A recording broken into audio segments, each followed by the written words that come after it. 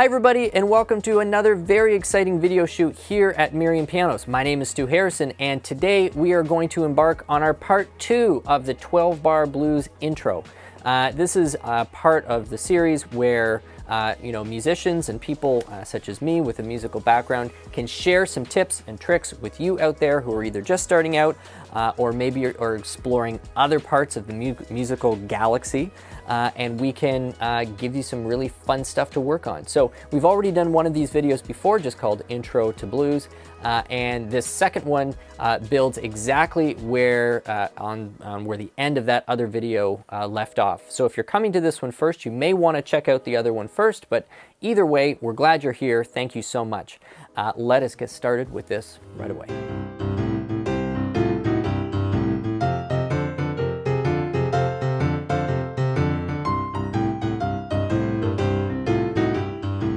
So this is the second of several videos that we're going to be doing that hopefully will give people at home who are just starting to experiment with some of the concepts of improvisation a starting point. You know, some fun, easy exercises to try, which allows you to immediately start building your own improvisational language or framework. And to become an improviser in a really broad sense is a huge ton of work, but you do not start trying to achieve this massive skill set right off the hop.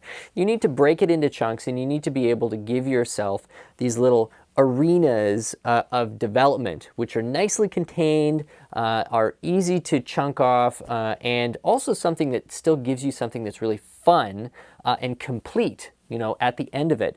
Because, the world of improvisation is really a series of dozens and dozens and dozens of these little microcosms of concepts, which then just slowly feather into one another. Improvising is a lot like speaking in a language. So with the blues, and I mentioned this in the first video, which I think we just titled Intro to Blues, the benefit of using the 12-bar blues as one of these little microcosms of development is that it is such a simple structure, and it repeats regularly enough that it becomes an amazing vehicle to work out all sorts of concepts. You can use the 12-bar blues to work on every single concept you can possibly think of in terms of becoming a musical improviser. Different scales and different patterns. You can work out left-hand voicings. You can work out different rhythms. You can work out different time signatures. You can, practice playing in 7 for the first time, all over this 12-bar blues. And so working with just a few of these structures really helps to keep things contained and keep things manageable. And that's really what this is all about. So that was a bit of a rant there. Anyway, getting right to kind of the second lesson or something that you could build upon from the first lesson. If you really enjoyed that, then this is kind of just one extra layer up that we're going to go in this video. So just to review where we were at with the last video, we were getting sort of that rocking, that swung eighth happening in your left hand, just like this.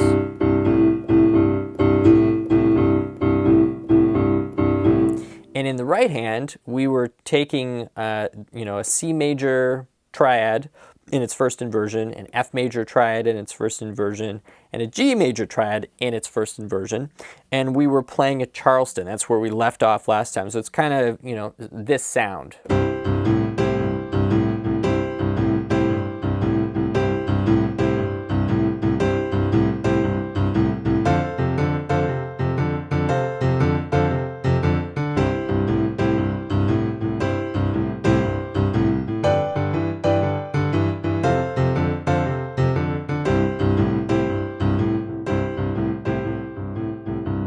And that is our 12 bars. So just to reiterate, we've got 4 bars of C, then 2 bars of F, 2 bars of C. That takes us to 8 bars, and then the last 4 bars is 1 bar of G, 1 bar of F, and then another 2 bars of C. Of course, if you're playing multiple choruses of that, which normally we are, whether we're doing just practice, the last bar, or even just the last half bar, you'd normally sneak in an extra little G7 to propel you into the next chorus. So if we're starting from the last 4 bars, it would sound like this.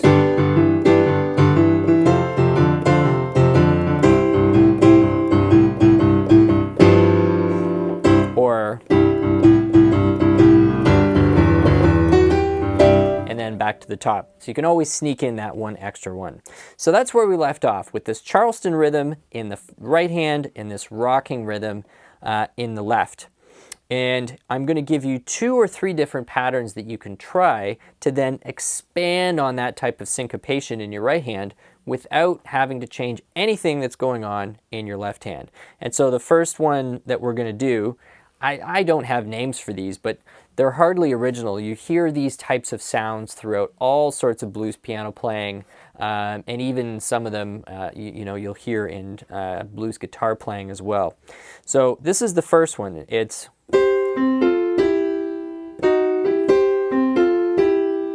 so that's it. So 2, 3, and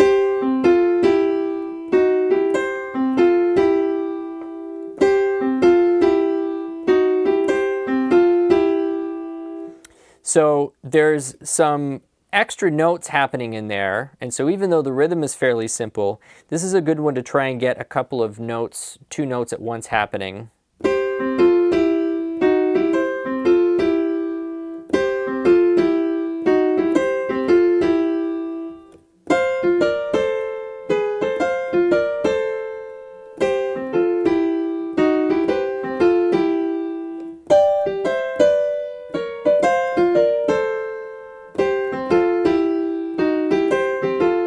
So with the left hand, it sounds like this.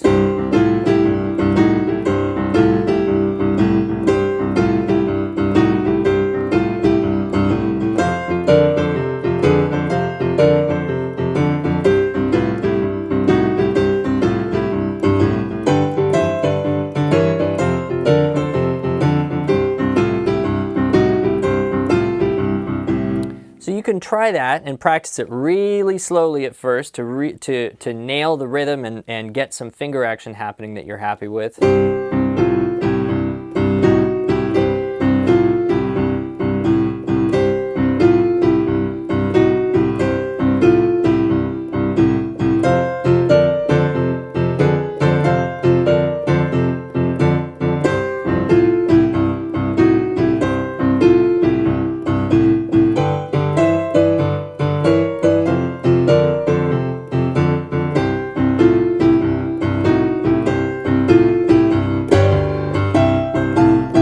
Okay, so once you've got that, here's the second little version, or the second little iteration, that's going to help build a little bit more complexity into the syncopation, but you're not actually changing the notes you're playing. So this is the next variation that might be a lot of fun to try, which is to what's called push the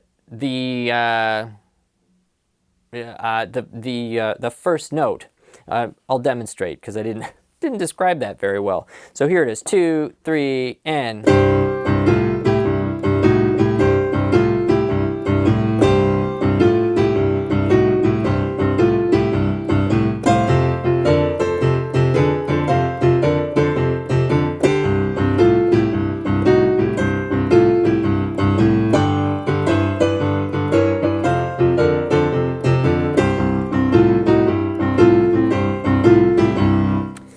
And so that's getting just one extra little bit of syncopation there, and you're starting to anticipate that first beat. And so this starts to get fun, because if you were to do this for, I'm going to say if you did this for 30 minutes a day with a metronome, and you did this for a week, maybe 2 weeks, it depends on your own musical background and how much of this is completely new versus maybe transitioning into some improvisation, but you're already an experienced player, you're going to start to hear extra rhythms that you can play. And what's really cool is, since we're playing with a C blues, you can just Google on YouTube or on Spotify or on iMusic or wherever you legally listen to music, and, you know, blues piano in C. And once your ear starts to latch onto these kinds of shapes and rhythms, your ear is gonna start to decode those other players in a way that you just weren't hearing before.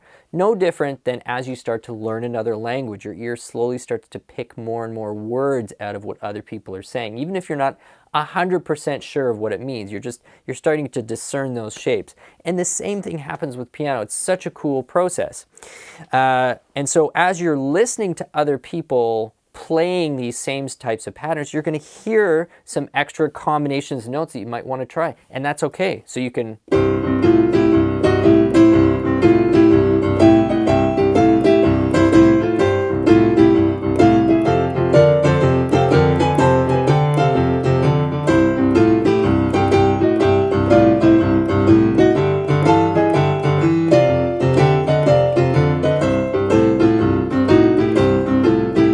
So I was never really straying too far away from that original pattern, but obviously I was adding a little bit of flourish. And I can't explain why I was hearing those things other than that's a result of listening to a lot of other people doing it, and you sort of start to develop things that your ear likes. And in some respects, having your own language as a musician, you know, I mean, we can, you know, break that down and where it comes from and how to develop it. But in a lot of ways, it's nothing more than you figuring out how to play things that your ear thinks sound good and sound cool. It's really no more complex than that. Developing your own sound, developing your own language isn't any different than you already have some kind of an innate sense of what you think sounds great. And you already gravitate towards that in the type of music you listen to when you're just having fun and listening. And developing your language is just, honestly, it's just figuring out how to actually do that yourself. And that's why everybody gets drawn in different directions. The second thing we're going to talk about in this video is something that is just, you never really talk about the blues without talking about the blues scale.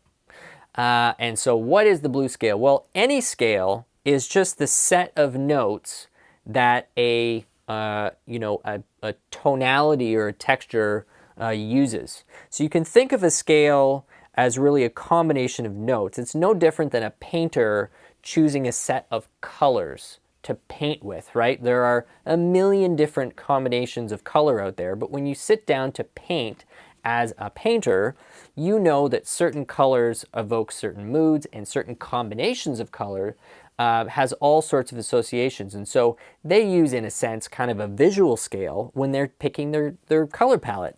Well, a scale that you choose to play on a piano or guitar or harp or violin or any sort of an instrumental instrument is kind of like that. We're looking into our toolbox and we've got 12 colors, and we're going to say, okay, which one of these, or which 7 of these, or sometimes it's 6 or sometimes it's 5 of these, are we going to use, because every one of those different combinations produces kind of a different mood and a different sound. Well, the blues scale is one of those sets of colors, one of those sets. And we all know what it sounds like.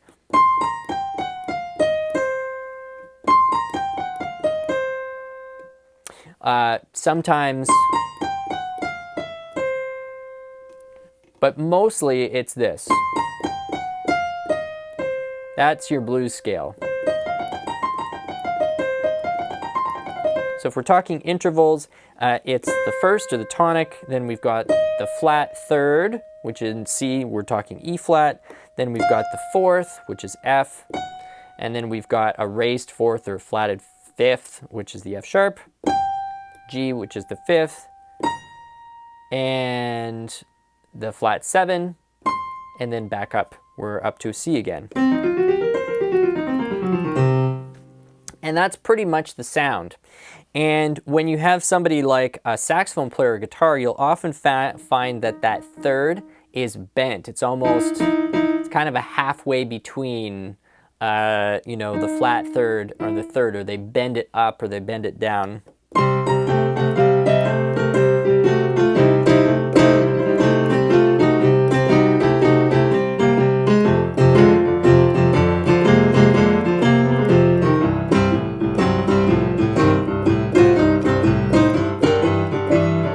So that blue scale is that set of notes.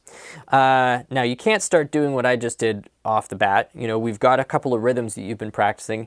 Now what I'd like you to try is, again, keeping your left hand going with exactly the same thing. I'd like you to start by playing that scale from the starting point and down. And every 2 bars you're going to reset. So it's going to sound like this.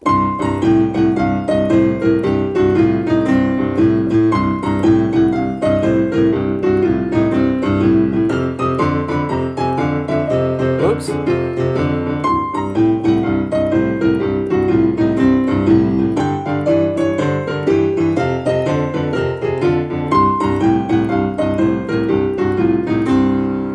You're going to have to try that probably slower.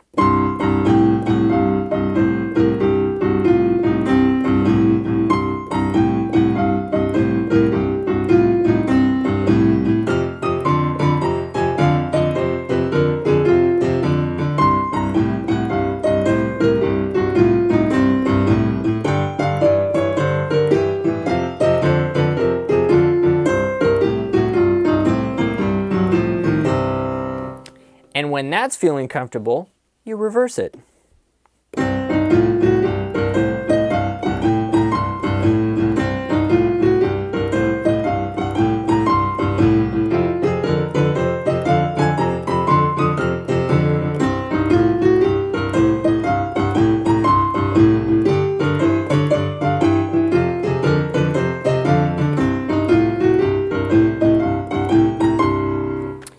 So you've now got the blue scale that's starting from the top, and now it's going down to the bottom. And you might be thinking to yourself, well, that's all great, but this still just feels like patterns. It still feels like we're not improvising. Well, like I said at the beginning of the video, and like you know, a lot of teachers who teach improvisation and music, really, you have to teach the existing language first. You learn to speak what others have spoke before you, and as you do that, your own voice will emerge as you give yourself more vocabulary. So really what we're talking about is we're giving ourselves vocabulary. We've got, you know,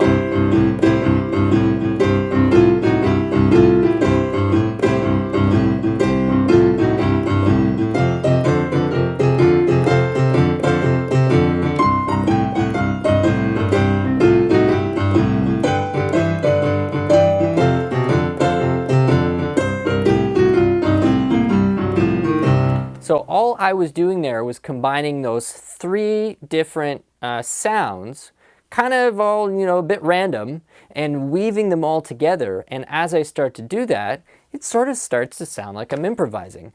And there is no difference between sounding like you're improvising and actually improvising.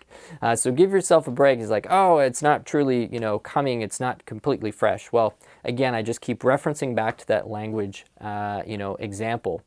I'm talking freely to you, but these are all words I've used a million times before. It's just the combination of the words that's expressing what I'm trying to say to you, and that's all we try and do in front of instruments as improvisers. So anyway, I hope you've enjoyed this second video, giving you a few extra little layers to build onto that C blues, that 12-bar blues, kind of microcosm of skill build for improvising. And yeah, like with all of this stuff, have fun. That's the whole point of this, is to give you some things to, you know, immediately start playing around with and surprising yourself with how cool it is to create without just reading off a page. It's very liberating. Trust me, as a musician, when you can sit down in front of any instrument, and you know, we're in front of a piano right now, but any instrument, and you can just express yourself through music you love, there's no better feeling in the world, believe me. So hopefully we'll see you back for more. Thank you so much for checking out another music video here on the Merriam Pianos channel. Let us know what you thought, and we will see you back very shortly.